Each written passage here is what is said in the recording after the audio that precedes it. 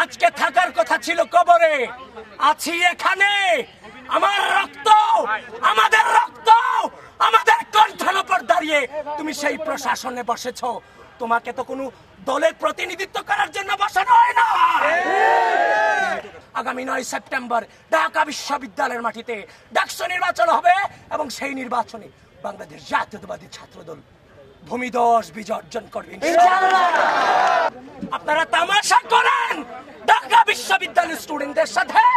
আপনি একই ক্রাইটেরিয়াতে তাদেরকে বাদ দিলেন, তাকে রেখে আপনি যে ফাঁক ফোকর রেখেছেন সেই ফাঁক ফোকরের সুযোগ আজকে বিভিন্ন জন, বিভিন্ন অপশক্তি, বিভিন্ন পরাজয় শক্তি বিভিন্ন ভাবে নিচ্ছে।